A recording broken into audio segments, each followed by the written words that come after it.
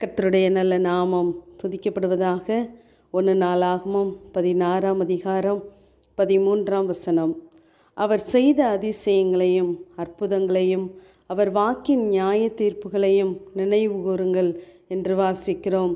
இந்த வார்த்தை கர்த்தரை துதிக்கும்படியாகவே தாவீது ஆசாப்பினிடத்திலும் அவர்கள் சகோதரர்களிடத்திலும் கொடுத்த சங்கீதத்தின் வரிகள் என்று நாம் கவனிக்கிறோம்.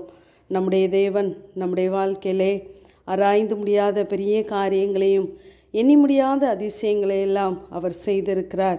அவர் நமக்கு பாராட்டின கிருபை பெரியது. ஆகவே ஒவ்வொரு நாளும் தேவன் செய்த அற்புதங்களை அதிசயங்களை அவர் நமக்கு கொடுத்த வாக்குத்தத்தங்களை நாம் நினைவு கூர்ந்து அவரை துதிக்கிறவர்களாக இருக்க வேண்டும்.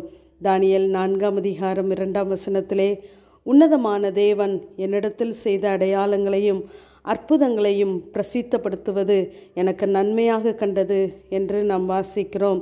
நாம் தேவனை துதிப்பதோடு மாத்திரமல்ல, அவருடைய நாமத்தை அவர் செய்த நன்மைகளையும் அதிசயங்களையும் நாம் பிரசித்தப்படுத்துகிறவர்களாக இருக்க வேண்டும்.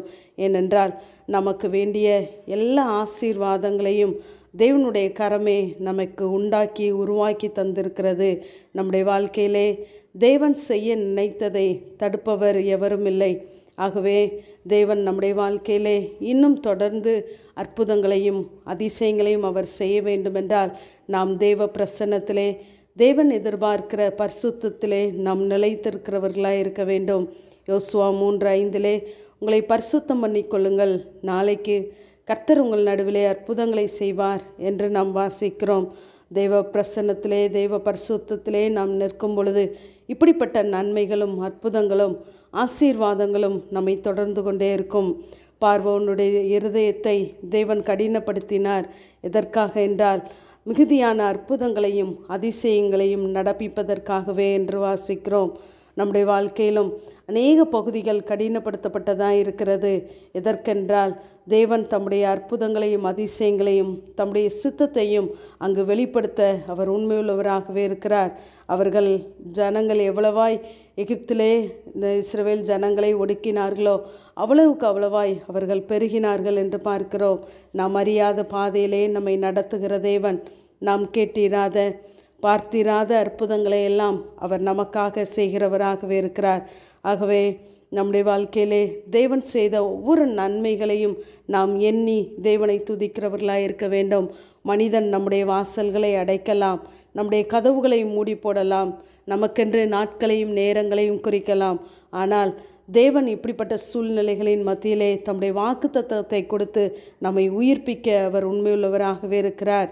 2 நாளாகமம் 32ஆம் அதிகாரம் 24ஆம் வசனத்திலே, எசேக்கியா அங்கு வியாதிப்பட்டு மரணத்திற்கு ஏதுவாக இருக்கும் பொழுது கர்த்தரை நோக்கி ஜெபம் பண்ணுகிறார். அப்பொழுது தேவன் வாக்குத்தத்தம் பண்ணி அவனுக்கு ஒரு அற்புதத்தை கட்டளையிட்டார் என்று நாம் வாசிக்கிறோம். என்ன அற்புதத்தை கட்டளையிட்டார் என்றால், ஏசாயா 38 அதிகாரம் 6ஆம் வசனத்திலே, அவருக்கு ஆயுசு நாட்களை கூட்டி கொடுத்ததோடு மாத்திரமல்ல, நான் உன்னையும் இந்த நகரத்தையும் அசீரிய ராஜாவின் கைக்கு தப்புவித்து இந்த நகரத்துக்கு ஆதரவாய் இருப்பேன் என்று அவருக்கு வாக்கு பண்ணுகிறார். அவரை விடுவிப்பதோடு மாத்திரமல்ல, அவர் எதிர்பார்த்த நன்மைகளையும் தேவன் கொடுக்கிறார். நம்முடைய வாழ்க்கையிலும் நம்முடைய தேவன் அவர் வாக்குத்தத்தத்தை கொடுத்து நம்மை உயிர்ப்பிக்கிறவராய், நம்முடைய வாசல்களை அவர் திறக்கிறவராய், அற்புதங்களையும் அதிசயங்களையும் அவர் செய்கிறவராய், நம்மோடு கூட இருக்கிறவராகவே இருக்கிறார். அவர் தந்த வாக்குத்தத்தங்களை ஒவ்வொரு நாளும் நினைவு கூறுங்கள் தெய்வ சமூகத்திலே. அது மிகுந்த வல்லமையுள்ளதாகவே இருக்கிறது.